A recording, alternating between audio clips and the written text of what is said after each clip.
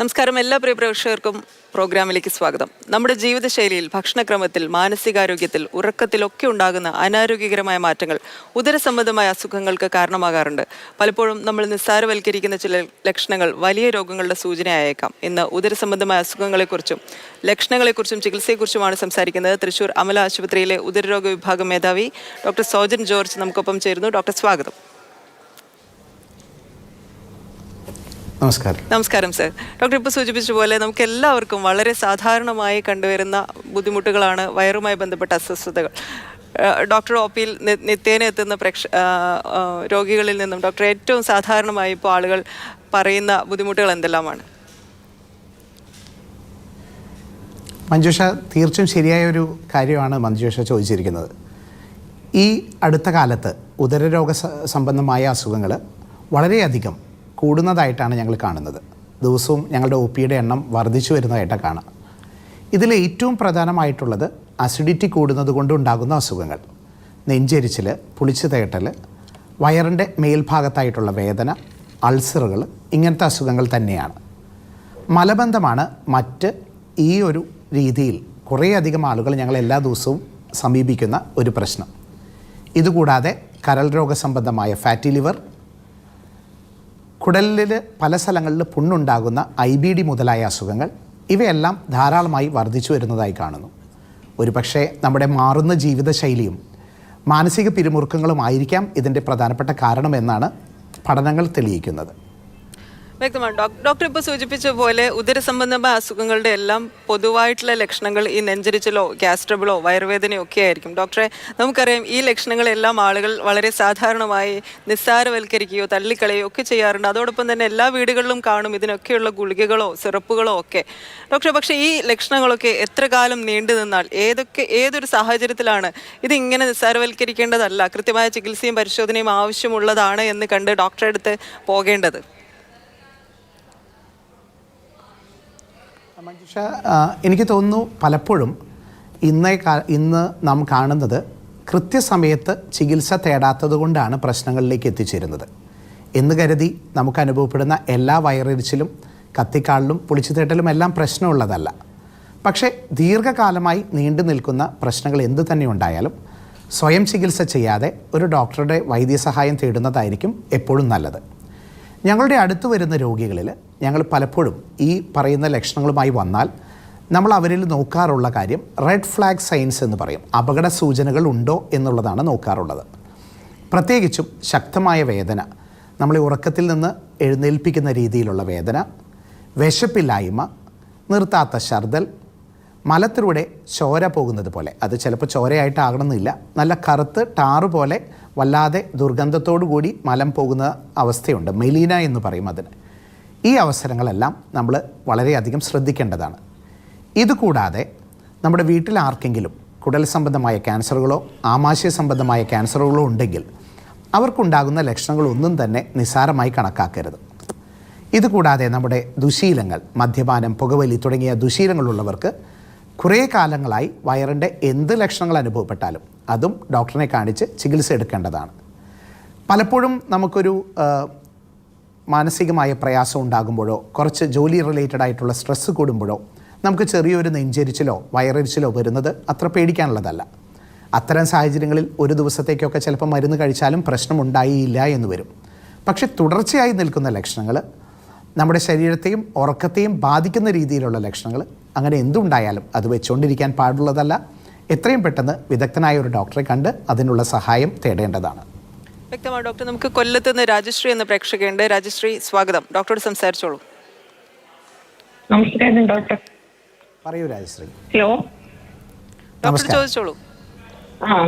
എന്റെ ഹസ്ബൻഡിന് വേണ്ടിയാണ് ഞാൻ ചോദിക്കുന്നത്. പുള്ളിക്ക് വയറ്റിനകത്ത് നല്ല വേദനയുണ്ട്, ഭയങ്കര ശബ്ദമാണ് വയറ്റിനകത്ത്. അത് 1 മാസത്തോളം ആയി തുടങ്ങിയിട്ട്. ഈ അരിഷ്ടമൊക്കെ കഴിക്കും, വേദന ഗ്യാസ് ആണെന്നും പറഞ്ഞ അരിഷ്ടമൊക്കെ കഴിച്ചിങ്ങനെ നിൽക്കുകയാണ്, ഒന്നും ചെയ്തിട്ടില്ല അതിന്. ഓക്കെ, നമ്മുടെ രാജശ്രീ ചോദിച്ച ചോദ്യം വ്യക്തമാണ്. പക്ഷെ വയറിൻ്റെ ഏത് ഭാഗത്തായിട്ടാണ് ആൾക്ക് വേദന എടുക്കുന്നത്? അടിഭാഗത്താണ് സർ. അടിഭാഗം എന്ന് പറയുമ്പോൾ നമുക്ക് വയറിന്റെ വേദന ഏത് ഭാഗത്ത് ഇടതുവശം അടിഭാഗത്ത്. ഓക്കെ, ഇടതുവശത്ത് അടിഭാഗത്ത്. സാധാരണയായിട്ട് വയറിൻ്റെ ഇടതുവശത്ത് അടിഭാഗത്തായിട്ട് നമുക്ക് അസുഖങ്ങൾ വരുമ്പോൾ വൻകുടൽ സംബന്ധമായ അസുഖങ്ങൾക്കാണ് അങ്ങനെ വരാനുള്ള സാധ്യത കൂടുതലുള്ളത്. മൂത്രനാള അല്ലെങ്കിൽ മൂത്രാശയ സംബന്ധമായ അസുഖങ്ങൾക്ക്, മൂത്രത്തിൽ പഴുപ്പ് മുതലായ അസുഖങ്ങൾക്കും ആ ഭാഗത്ത് തന്നെ വരാം. പക്ഷേ ആൾക്ക് വയറിനകത്ത് ശബ്ദം കേൾക്കുന്നു, നിലയ്ക്കാത്ത വയറുവേദന വരുന്നു എന്നെല്ലാം പറയുമ്പോൾ അത് കൂടുതലായിട്ടും വൻകുടലിൻ്റെ അസുഖമാകാനാണ് സാധ്യത. നമ്മുടെ വയറിനകത്ത് എരമ്പൽ പോലെയുള്ള ശബ്ദങ്ങൾ കേൾക്കുന്നത് പലപ്പോഴും ദഹന പ്രക്രിയയുടെ പ്രശ്നം മൂലമാണ് ഉണ്ടാവുക. ചെറുകുടലിനെ ബാധിക്കുന്ന അസുഖങ്ങളിലോ നമ്മുടെ ദഹനം കുറയുന്ന അസുഖങ്ങളിലോ കുടലിനകത്ത് പൊട്ട ബാക്ടീരിയകൾ അമിതമായി പെരുകുന്നത് കൊണ്ടുണ്ടാകുന്ന പ്രശ്നങ്ങളിലോ ദഹനം പലപ്പോഴും ശരിയാകാതെ വരും. അങ്ങനെ വരുന്ന സാഹചര്യങ്ങളിൽ വയറിനകത്ത് ഗ്യാസും ദ്രാവകങ്ങളും കൂടുതലായി പുറപ്പെടുവിക്കുകയും അത് ഒരു ശബ്ദം പോലെ എരമ്പൽ പോലെ നമുക്ക് അനുഭവപ്പെടുക, മലം പോകുന്ന സമയത്ത് ഗ്യാസോടുകൂടി പോവുക, വയറിനകത്ത് ഒരു പരിങ്ങിയുള്ള വേദന ഉണ്ടാവുക, ഇതെല്ലാം സാധാരണമാണ്. പക്ഷേ ഇടതുവശത്ത് വയറിൻ്റെ അടിഭാഗത്ത് ശക്തമായ വേദന ഉണ്ടാവുകയും അത് മലബന്ധമോ മലം പോകുന്ന സമയത്ത് ചോരയോ കഫോ ഉണ്ടാവുകയോ ചെയ്യുകയാണെങ്കിൽ അത് തീർച്ചയായും ഒരു കൊളോണോസ്കോപ്പി പരിശോധനയ്ക്ക് വിധേയത ആകേണ്ടതിൻ്റെ ആവശ്യകതയുണ്ട്. രാജശ്രീ വ്യക്തമായെന്ന് വിചാരിക്കുന്നു. വിളിച്ചതിന് നന്ദി. കോട്ടയത്ത് നിന്ന് ജിമ്മി കൂടിയുണ്ട്. സർ സ്വാഗതം. ഡോക്ടറോട് സംസാരിച്ചോളൂ. Hello, good afternoon sir. ഡോക്ടറോട് ചോദിച്ചോളൂ. എനിക്ക് കുറച്ച് കാലങ്ങളായിട്ട് ഇറിറ്റബിൾ ബൗൾ സിൻഡ്രോത്തിന്റെ അസുഖം ഉണ്ടായിരുന്നേ. ഇടയ്ക്കിടയ്ക്ക് ലൂസ് സ്റ്റൂളൊക്കെ. അപ്പം ഈ ഇടയായിട്ടാണെങ്കിൽ കുറച്ച് നാളായിട്ട് ലൂസ് സ്റ്റൂളും പിന്നെ കോൺസ്റ്റിപ്പേഷൻ ഇങ്ങനെ മാറി മാറി വന്നുകൊണ്ടിരിക്കുക. ഞാൻ തൊട്ടടുത്തൊരു ഡോക്ടറെ കാണിച്ചു കഴിഞ്ഞപ്പം സ്റ്റൂൾ കാൽപ്രൊട്ടക്റ്റും ചെയ്യാൻ പറഞ്ഞു. അത് ചെയ്തപ്പോഴത്തേക്കും 125 ആയിരുന്നു. അപ്പം പിന്നെ പറഞ്ഞു ഇനിയിപ്പോൾ അടുത്ത ഒന്നും കൂടി 2 വീക്സ് മെഡിസിൻ തന്നായിരുന്നു, മറ്റേ പ്രോബയോട്ടിക്കും പ്രീബയോട്ടിക്കും ഒക്കെ. അപ്പൊ അത് കഴിച്ചു കഴിഞ്ഞിട്ട് ഇനിയിപ്പം എല്ലാം പറഞ്ഞേക്കുക, അതിലും കുറഞ്ഞിട്ടില്ലെങ്കിൽ കൊളോണോസ്കോപ്പി ചെയ്യാമെന്ന് പറഞ്ഞു. പിന്നെ വയറാണെങ്കിൽ വല്ലാണ്ട് ഇങ്ങനെ ഗ്യാസ് കെട്ടി പോലെ വലിയ വീർത്തിങ്ങനെ ഇരിക്കുവാണ് കുറച്ച് നാളുകളായിട്ട്. ഇടയ്ക്ക് ഒരു വയറുവേദന ഉണ്ടോന്ന് ചോദിച്ചാൽ ഇടയ്ക്ക് വേദനയുണ്ട്. അതുകൊണ്ട് വയറിങ്ങനെ സ്തംഭിച്ചിരിക്കുന്ന ഈ വയറ്റിനകത്ത് എന്തെങ്കിലും ബുദ്ധിമുട്ടുണ്ടോ എന്ന്. ഭയങ്കര സ്മെല്ലുമാണ് വയറ്റിന്ന് പോകുമ്പോഴൊക്കെ. നോർമൽ ആയിട്ടല്ല പോകുന്നത്. മനസ്സിലായി. എനിക്ക് തോന്നുന്നു ഇന്ന് വളരെയധികം ആളുകൾ അനുഭവിക്കുന്ന ഒരു കഷ്ടപ്പാടാണ് ഇറിറ്റബിൾ ബവൽ സിൻഡ്രോം എന്ന് പറയുന്നത്. നമ്മുടെ കുടലിൻ്റെ ചലനശേഷിയിലുള്ള വ്യത്യാസം കൊണ്ടോ കുടൽ തിരിച്ചറിവിൻ്റെ വ്യത്യാസങ്ങൾ കൊണ്ടോ നമുക്ക് ഇടയ്ക്കിടയ്ക്ക് വയർ വീർക്കുക, ചില ആളുകൾക്ക് വയറിളക്കം പോലെയും ചില ആൾക്കാർക്ക് മലബന്ധം പോലെയും ചില ആൾക്കാർക്ക് രണ്ടും കൂടിയും ഇപ്പോൾ നമ്മൾ പറഞ്ഞ പോലെയുള്ള ലക്ഷണങ്ങളെല്ലാം തന്നെ നമുക്ക് അനുഭവപ്പെട്ടേക്കാം. പക്ഷേ ഇറിറ്റബിൾ ബവൽ സിൻഡ്രോം പലപ്പോഴും നമുക്ക് അനുഭവപ്പെടാമെങ്കിലും അതിനെപ്പറ്റി യാതൊരു വിധത്തിലും ഭയപ്പെടേണ്ടതില്ല. പക്ഷെ നമുക്ക് ഞാൻ നേരത്തെ പറഞ്ഞ പോലെ അകത്ത് വലിയ പ്രാധാന്യമുള്ള അസുഖങ്ങളുണ്ടോ എന്നുള്ളതാണ് നമുക്ക് തിരിച്ചറിയാനായിട്ടുള്ളത്. അതിനുവേണ്ടി നമ്മളെ സഹായിക്കുന്ന ഒരു ടെസ്റ്റാണ് ഈ ഫീക്കൽ കാൽപ്രൊട്ടക്റ്റിൻ എന്ന് പറഞ്ഞ് ഡോക്ടർ ചെയ്യാൻ പറഞ്ഞു എന്ന് പറയുന്ന പരിശോധന. ഫീക്കൽ കാൽപ്രൊട്ടക്റ്റിൻ്റെ പ്രധാന ഉപയോഗം നമ്മളുടെ ഈ ഇറിറ്റബിൾ ബവൽ സിൻഡ്രോമും കുടലിൽ നീർക്കെട്ടുണ്ടാകുന്ന അസുഖങ്ങളും തമ്മിൽ തിരിച്ചറിയുക എന്നുള്ളതാണ്. ഫീക്കൽ കാൽപ്രൊട്ടക്റ്റിൻ 50-ന് താഴെയാണ് നോർമലെങ്കിലും 120-150 വരെയുള്ള വാല്യൂ ഒക്കെ ചിലപ്പോൾ ഇക്യുവോക്കൽ എന്ന് പറയും. അതിന് വലിയൊരു പ്രാധാന്യം നമുക്ക് കൽപ്പിക്കേണ്ടതില്ല. പക്ഷേ ആ വാല്യൂ അതേപോലെ തന്നെ തുടർച്ചയായി നിൽക്കുകയാണെങ്കിലോ കൂടി വരികയാണെങ്കിലോ കുടലിനകത്ത് നീർക്കെട്ടുണ്ട് എന്നുള്ളതിൻ്റെ തെളിവാണ്.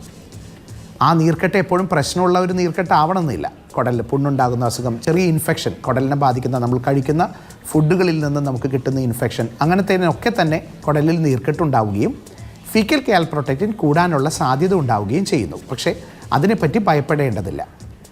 പറഞ്ഞ ലക്ഷണങ്ങൾ വെച്ച് നോക്കുമ്പോൾ ഇത് irritable bowel syndrome mixed type എന്ന് പറയുന്നതിലേക്ക് പെടുന്നതാണ്. അതിൻ്റെ ഭാഗമായി പലപ്പോഴും നമ്മുടെ കുടലിൽ പൊട്ട ബാക്ടീരിയകൾ കിട്ടും, ദഹനം ശരിയല്ലാതെ വരുന്ന അവസ്ഥ വരും. ആ സമയത്ത് വയർ വീർക്കുകയും വയറിൽ ശബ്ദങ്ങൾ കേൾക്കുകയും ഇടയ്ക്കിടയ്ക്ക് ഗ്യാസോടുകൂടി മലം പൊട്ടിപ്പോകുന്നത് പോലെ അനുഭവപ്പെടുകയും ചെയ്യും. പക്ഷേ ഡോക്ടർ പറഞ്ഞത് വളരെ കൃത്യമാണ്. തുടർച്ചയായി ഫീക്കൽ കാൽപ്രൊട്ടക്റ്റിൻ ഉയർന്നു നിന്നാലോ അത് കൂടിക്കൊണ്ടിരിക്കുന്നത് പോലെ കണ്ടാലോ നിർബന്ധമായും ഒരു കൊളോണോസ്കോപ്പി ചെയ്തിരിക്കണം. എന്നിട്ട് കാര്യമായുള്ള അസുഖങ്ങൾ, പ്രത്യേകിച്ച് ഇൻഫ്ലമേറ്ററി ബവൽ ഡിസീസ് എന്ന് പറഞ്ഞ് കുടലിൽ പുണ്ണുണ്ടാകുന്ന പോലത്തെയുള്ള അസുഖങ്ങൾ ഇല്ല എന്ന് ഉറപ്പുവരുത്തണം. വ്യക്തമായെന്ന് വിളിച്ചായിരിക്കുന്നു. വിളിച്ചതിന് നന്ദി. കൊല്ലത്തുനിന്ന് രമണി കൂടിയുണ്ട്. മാം സ്വാഗതം. ഡോക്ടർ ചോദിച്ചോളൂ. പറയൂ രമണി, നമസ്കാരം. ഹലോ, പിന്നെ എനിക്ക് എന്റെ കൊച്ചുനാളി എനിക്ക് ഈ വയറിന്റെ പ്രശ്നം ഭയങ്കരമായിരുന്നു. ഈ വയറുകടി പോലെ മലത്തിനകത്ത് പിന്നെ ഈ ചോരയും പഴുപ്പുമായിട്ട് അങ്ങ് പോവും. പിന്നെ അങ്ങനെ കുറെ നാള് മെഡിക്കലിലെ ചികിത്സയൊക്കെ കഴിഞ്ഞ് ഇത്തിരി കുറവുണ്ടായിരുന്നു. ഇപ്പൊ അത് വീണ്ടും അത് വന്ന് ഇപ്പൊ എനിക്ക് ഭയങ്കര വയറിന് പ്രശ്നം. ഹലോ, എത്ര വയസ്സിലായിരുന്നു രമണിക്ക് ഈ അസുഖങ്ങൾ തുടങ്ങിയത്? തുടങ്ങിയത് എന്റെ ഒരു 7 വയസ്സ് തൊട്ട് തുടങ്ങിയതായിരുന്നു. ഇപ്പൊ എനിക്ക് 63 വയസ്സുണ്ട്. ഇപ്പൊ എനിക്ക് മലത്തിൽ ചോരയും കഫവും ഒക്കെ പോകുന്ന പോലെ ഉണ്ടായിരുന്നു. അങ്ങനെ പോന്നെ. ഇപ്പൊ മലത്തിനകത്ത് പോകുന്നത് ചോരയും പഴുപ്പുമായിരുന്നു. അങ്ങനെ സ്കാൻ ചെയ്തപ്പോ കുടലിന് ഒരു ശകലം പ്രശ്നമുണ്ട്, കുടല് ദ്രവിച്ചു പോന്നെന്ന് പറഞ്ഞായിരുന്നു മെഡിക്കലിൽ. അങ്ങനെ മരുന്നൊക്കെ ചെയ്ത് കുറെ നാൾ കുറവുണ്ടായിരുന്നു. ഇപ്പം വീണ്ടും ആ അസുഖങ്ങൾ ഭയങ്കരമായിട്ട് വന്ന് വയറ്റിലോട്ട് ഒന്നും കാണിക്കാൻ പറ്റില്ല. കുടലിന് പ്രശ്നം, കുടലിൽ പുണ്ണുണ്ടാകുന്ന IBD, ഇൻഫ്ലമേറ്ററി അൾസറേറ്റീവ് കൊളൈറ്റിസ് എന്ന് പറയുന്ന അസുഖമോ അല്ലെങ്കിൽ ക്രോൺസ് എന്ന് പറയുന്ന അസുഖമോ വല്ലതോ ആയിരുന്നോ ഇതിനെ പറ്റി പറഞ്ഞിരിക്കുന്നത്? അങ്ങനെയൊന്നും പറഞ്ഞിട്ടില്ല. പക്ഷെ ഇപ്പൊ ഈ വായിക്കകത്തൂടെ ഒരുമാതിരി പിന്നെ ചുമപ്പ് വന്നിട്ട് വേദന ഉണ്ട്. മലത്തിനകത്തൂടെ പോകുന്നത് സാധാരണയായിട്ട് നമുക്ക് മലത്തിൽ ചോരയും സാധാരണയായിട്ട് നമുക്ക് മലത്തിൽ ചോരയും കഫവും കാണുമ്പോൾ അത് കുടലിൽ പുണ്ണുണ്ടാകുന്ന അസുഖങ്ങൾക്കാണ് ഉണ്ടാവുക. ഇത് ചെറുപ്രായത്തിൽ വരുമ്പോൾ അതിൻ്റെ ഏറ്റവും പ്രധാനപ്പെട്ട കാരണം ഇൻഫ്ലമേറ്ററി ബവൽ ഡിസീസ്, IBD എന്ന് പറയും. ഇത് 2 തരത്തിലുണ്ടാവും. അൾസറേറ്റീവ് കൊളൈറ്റിസ് അല്ലെങ്കിൽ ക്രോൺസ് എന്ന് പറയുന്ന 2 അസുഖങ്ങളാണ് ഇത്തരത്തിലുണ്ടാവുക. ഇതിൽ അൾസറേറ്റീവ് കൊളൈറ്റിസ് വൻകുടലിൽ പുണ്ണുണ്ടാകുന്ന അവസ്ഥയും, ക്രോൺസ് എന്ന് പറയുന്നത് വായ മുതൽ മലദ്വാരം വരെ ഏത് ഭാഗത്ത് വേണമെങ്കിലും പുണ്ണുണ്ടാകുന്ന ഒരു അവസ്ഥയുമാണ്. വാദം പോലെയുള്ള അസുഖങ്ങളാണ്. നമ്മുടെ ശരീരത്തിൻ്റെ പ്രതിരോധശേഷി നമ്മുടെ ശരീരത്തിന് എഗെയിൻസ്റ്റ് തന്നെ പ്രവർത്തിക്കുമ്പോൾ ഉണ്ടാകുന്ന അസുഖങ്ങളെയാണ് നമ്മൾ പൊതുവേ ഓട്ടോഇമ്മ്യൂൺ ഡിസീസസ് എന്ന് പറയുക. അങ്ങനെ നമ്മുടെ ശരീരത്തിൻ്റെ പ്രതിരോധശേഷി കുടലിന് എഗെയിൻസ്റ്റ് പ്രവർത്തിക്കുമ്പോൾ ഉണ്ടാകുന്ന അസുഖമാണ് IBD. ഇതിന് സാധാരണയായിട്ട് മലത്തിൽ ചോരയോ കഫവും ഉണ്ടാവും. ഒരു കൊളോണോസ്കോപ്പി പരിശോധനയിലൂടെയാണ് ഇത് പലപ്പോഴും കണ്ടെത്താൻ സാധിക്കുക. ആ അവസരത്തിൽ ബയോപ്സി എടുക്കും. ബയോപ്സിയുടെ റിപ്പോർട്ട് കണ്ടിട്ട് അത് IBD ആണെന്ന് സ്ഥിരീകരിക്കുകയാണെങ്കിൽ ദീർഘകാലത്തേക്ക് മരുന്ന് കഴിക്കേണ്ടി വരും. ഈ മരുന്ന് കഴിച്ചുകൊണ്ടിരിക്കുമ്പോൾ നമ്മുടെ അസ്വസ്ഥത കുറയുകയും എന്നാൽ ഏതെങ്കിലും ഒരു പ്രത്യേക സാഹചര്യത്തിൽ അത് വീണ്ടും, പ്രത്യേകിച്ച് ഒരു ഇൻഫെക്ഷൻ വരുമ്പോഴോ വേദനാ സംഹാരികൾ കഴിക്കുമ്പോഴോ നമുക്ക് നല്ലൊരു സ്ട്രെസ്സ് വന്നാലോ ഒക്കെ ഈ അസുഖം വീണ്ടും മറനീക്കി പുറത്തേക്ക് വരാം. ഇതിനെയാണ് IBD എന്ന് പറയുന്നത്. അതിനാണെങ്കിൽ സ്ഥിരമായിട്ട് മരുന്ന് കഴിക്കേണ്ടത് അത്യാവശ്യമാണ്. ഇടയിൽ നമ്മൾ നിർത്തിക്കഴിഞ്ഞാൽ, ഡോക്ടറുടെ നിർദ്ദേശമില്ലാതെ പലപ്പോഴും നിർത്തിക്കഴിഞ്ഞാൽ പ്രശ്നം വരും. ഇനി മലത്തിൽ എപ്പോൾ ചോര കഫവും പോയാലും അത് പ്രശ്നമുള്ളതാകണമെന്നില്ല. പക്ഷേ തീർച്ചയായും വീണ്ടും വീണ്ടും പല തവണയായിട്ട് മലത്തിൽ ചോരയും കഫവും പോവുകയാണെങ്കിൽ അത് ഞാൻ നേരത്തെ പറഞ്ഞ പോലെ ഒരു അപകട സൂചനയാണ്. അതുകൊണ്ട് തന്നെ കൃത്യമായി അതിന് വൈദ്യസഹായം തേടുകയും നിർബന്ധമായും ഒരു കൊളോണോസ്കോപ്പി ഒന്നുകൂടിയും ചെയ്തു നോക്കേണ്ടതും ആവശ്യമുണ്ട്. വളരെ അപൂർവമായി ഇത് കുടലിനെ ബാധിക്കുന്ന വലിയ അസുഖങ്ങളുടെ ലക്ഷണമായേക്കാം. വ്യക്തമാണ്. മാഡം വിളിച്ചതിന് നന്ദി. ഡോക്ടർ നേരത്തെ സംസാരിച്ചതിൽ നിന്ന് മനസ്സിലാക്കുന്നത് ഇറിറ്റബിൾ ബൗൾ സിൻഡ്രോം വളരെ സാധാരണമായ ആളുകൾക്കിടയിലുള്ള ഒരു അസുഖമായിട്ടാണ്. ഡോക്ടർ, എന്താണ് ഈ അസുഖത്തിൻ്റെ കാരണം? എത്തരത്തിലാണ് അതിൻ്റെ ചികിത്സ വേണ്ടത്? നേരത്തെ സൂചിപ്പിച്ച പോലെ ജീവിതശൈലിയുമായി ബന്ധപ്പെട്ടുണ്ടാകുന്ന ഒരു ഉദരസംബന്ധമായ ബുദ്ധിമുട്ടാണോ IBS? ഈ IBS എന്ന് പറയുന്നത് എനിക്ക് തോന്നുന്നു ചെറുപ്പം ആൾക്കാർക്ക് വളരെയധികം ആൾക്കാരെ അലട്ടുന്ന ഒരു പ്രധാന പ്രശ്നങ്ങളിലൊന്നാണ്. ഇതിന് പല കാരണങ്ങൾ നമ്മൾ ഇന്ന് വൈദ്യശാസ്ത്രം കണ്ടെത്തിയിട്ടുണ്ട്. ഏറ്റവും പ്രധാനമായി ഇത് കൂടുന്നതിൻ്റെ കാരണം നമ്മുടെ ജീവിതശൈലി മാറ്റങ്ങളും മാനസിക പിരിമുറുക്കങ്ങളുടെ വർധനയുമാണ്. പ്രധാനമായും ഇതിൻ്റെ പെത്തോഫിസിയോളജി അല്ലെങ്കിൽ മൂലകാരണം എന്ന് പറഞ്ഞാൽ കുടലിൻ്റെ ചലനശേഷി കുറയുകയും കുടലിൻ്റെ തിരിച്ചറിവ് കൂടുകയും ചെയ്യുകയാണ്. അപ്പോൾ സാധാരണ അനങ്ങുന്ന വേഗത്തിൽ കുടൽ അനങ്ങാതിരിക്കുന്ന സമയത്ത് വയറിനകത്ത് ഗ്യാസ് കെട്ടുകയും വീർമത അനുഭവിക്കുന്ന പോലെയും ഉണ്ടാകാം. ഇതിന് ഏറ്റവും പ്രധാനം ആദ്യം ഇത് ഇറിറ്റബിൾ ബവൽ സിൻഡ്രോം തന്നെയാണ് എന്ന് ഉറപ്പുവരുത്തുക എന്നുള്ളതാണ്. ഇറിറ്റബിൾ ബവൽ സിൻഡ്രോം കണ്ടുപിടിക്കാനായിട്ട് പ്രത്യേകിച്ച് ടെസ്റ്റുകളൊന്നുമില്ല. ലക്ഷണങ്ങളിൽ നിന്ന് തന്നെ പലപ്പോഴും ഇത് വ്യക്തമാകും. ഇതിന് വളരെ ക്ലിയർ കട്ടായിട്ടുള്ള ക്രൈറ്റീരിയകളുണ്ട്, അസുഖം കണ്ടുപിടിക്കാനായിട്ടുള്ള ക്രൈറ്റീരിയകൾ. ആ ക്രൈറ്റീരിയകളെല്ലാം പൂർണ്ണമാവുകയും അപകട സൂചനകളൊന്നും തന്നെ ഇല്ലെങ്കിലും ഇല്ലാതിരിക്കുകയും ചെയ്യുകയാണെങ്കിൽ അതിൽ നിന്ന് തന്നെ ഇത് ഇറിറ്റബിൾ ബവൽ സിൻഡ്രോം ആണെന്ന് ഉറപ്പിക്കാം. എന്നിരുന്നാലും ഞാൻ നേരത്തെ പറഞ്ഞ പോലെ അപകട സൂചനകൾ മലത്തിൽ ചോരയൊക്കെ പോവുക, നിർത്താത്ത ഛർദ്ദലോ വയറുവേദനയോ, പ്രത്യേകിച്ച് രാത്രി ഉറക്കത്തിൽ നിന്ന് എഴുന്നേൽപ്പിക്കുന്ന രീതിയിലുള്ള വയറുവേദനയോ ഉണ്ടാവുക, ശരീരഭാരം കുറഞ്ഞു വരിക, നിർത്താത്ത ഛർദ്ദലുണ്ടാവുക, ഇങ്ങനെ എന്തെങ്കിലും ഉണ്ടാവുകയാണെങ്കിൽ അതിന് കൃത്യമായ രോഗനിർണയം നടത്താനായി എൻഡോസ്കോപ്പി, കൊളോണോസ്കോപ്പി ചികിത്സാ രീതികളോ അല്ലെങ്കിൽ അസുഖനിർണയ രീതികളോ നിർബന്ധമായും നടത്തേണ്ടതാണ്. ഒരു പക്ഷേ ഈ അസുഖം നിയന്ത്രിക്കാനുള്ള ഏറ്റവും പ്രധാന മാർഗം കൃത്യമായ ഭക്ഷണ രീതികളും വ്യായാമങ്ങളുമായിരിക്കും. അൾട്രാ പ്രോസസ്ഡ് ഫുഡുകൾ, നമ്മൾ പലപ്പോഴും കിട്ടുന്ന ജങ്ക് ഫുഡ്സ് അല്ലെങ്കിൽ ഫാസ്റ്റ് ഫുഡ്സിൻ്റെ അമിത ഉപയോഗം, വർദ്ധിച്ചു വരുന്ന മാനസിക പിരിമുറുക്കം, സെഡൻഡറി ലൈഫ് സ്റ്റൈൽ അതായത് വ്യായാമക്കുറവ്, ഇതെല്ലാം ഈ അസുഖത്തെ ഒരു പരിധിവരെ വർദ്ധിപ്പിക്കാൻ തന്നെ കാരണമാക്കും. എന്നാൽ ഇത് ഒരു അസുഖം മാത്രമല്ല, ഇതിൽ 3 തരം അസുഖങ്ങളുണ്ട്. ചില ആൾക്കാർക്ക് വയറിളക്കമായിരിക്കും പ്രധാനം, ചില ആൾക്കാർക്ക് മലബന്ധം, ചില ആൾക്കാർക്ക് രണ്ടും ചേർന്ന്. അതനുസരിച്ച് ചികിത്സയിലും വ്യത്യാസം വരും. മലബന്ധമാണ് പ്രധാനമെങ്കിൽ അത്തരക്കാർക്ക് വയറിൻ്റെ അനക്കം വേഗത്തിലാക്കാനുള്ള മരുന്നുകൾക്ക് പകരം, അതായത് വയറിളക്കമാണെങ്കിൽ മലബന്ധം അല്ലെങ്കിൽ മലത്തിൻ്റെ പോക്ക് കുറയ്ക്കാനുള്ള മരുന്നുകളും, മലബന്ധമാണെങ്കിൽ വയറ് നന്നായി ഇളകുവാനുള്ള മരുന്നുകളുമാണ് പ്രധാനമായിട്ടും കൊടുക്കാനുള്ളത്.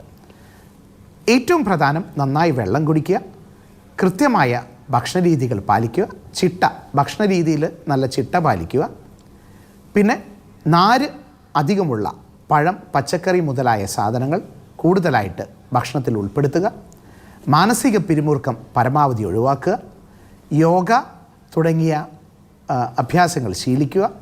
ഇവയെല്ലാം ഒരു പരിധിവരെ ഇറിറ്റബിൾ ബവൽ സിൻഡ്രോമിനെ കൺട്രോൾ ചെയ്യാനായിട്ട് സാധിക്കും.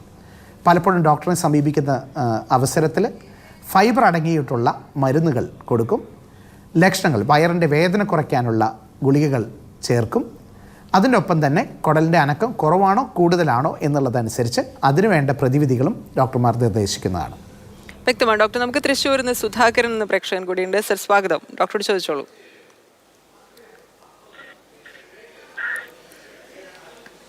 സർ കേൾക്കുന്നുണ്ടോ സുധാകരൻ? Hello hello hello. ചോദിച്ചോളൂ. ഡോക്ടറെ, വൈഫിന്റെ ഒരു കാര്യം പറയാനാ.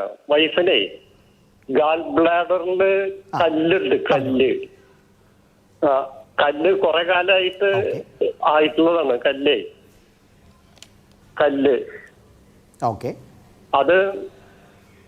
അത് വേദന വന്നു തുടങ്ങി. വേദന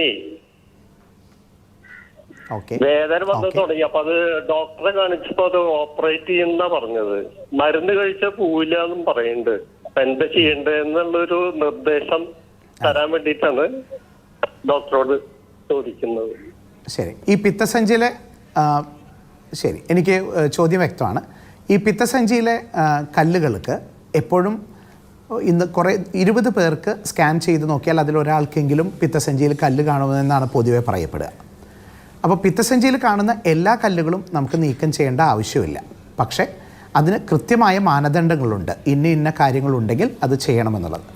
സാധാരണയായി പിത്തസഞ്ചിയിൽ കല്ലുണ്ടാകുന്നതിൻ്റെ കാരണം അമിത കൊഴുപ്പുള്ള ഭക്ഷണങ്ങളുടെ ഉപയോഗമാണ്. കൊളസ്ട്രോൾ സ്റ്റോൺസ് എന്ന് പറയുന്നതാണ് പലപ്പോഴും പിത്തസഞ്ചിയിലെ കല്ലുകൾക്ക് കാരണമാവുക. ലക്ഷണങ്ങളൊന്നുമില്ല, വേറെ അസുഖങ്ങളൊന്നുമില്ലെങ്കിൽ കല്ലുകളെ പലപ്പോഴും നമുക്ക് വെറുതെ വിടാവുന്നതാണ്. ഒരു ഫോളോ അപ്പ് മാത്രം ചെയ്താൽ മതിയായിരിക്കും. തീരെ ചെറിയ കല്ലുകൾ താഴേക്ക് ഇറങ്ങി വന്ന് അത് പിത്തക്കുഴലിന് പലപ്പോഴും ബ്ലോക്ക് ഉണ്ടാകുന്നതിന് കാരണമായേക്കാം. ആ അവസരങ്ങളിൽ വയറുവേദനയുണ്ടാകും, ചിലപ്പോൾ മഞ്ഞപ്പിത്തോ ചൊറിച്ചിലോ പനിക്കിടുങ്ങലോ ഒക്കെ ഉണ്ടാകാം. ഇങ്ങനെയുള്ള ലക്ഷണങ്ങൾ വീണ്ടും വീണ്ടും വരുവാണെങ്കിൽ നിർബന്ധമായും അത് നീക്കം ചെയ്യേണ്ടതാണ്. ആ പിത്തസഞ്ചി നീക്കം ചെയ്യേണ്ടതാണ്. കല്ലിൻ്റെ വലുപ്പം വെച്ച് പറയുകയാണെങ്കിൽ 5 മില്ലിമീറ്ററിന് താഴെയുള്ള കല്ലുകളാണ് സാധാരണയായിട്ട് താഴേക്ക് ഇറങ്ങി വരാൻ സാധ്യത.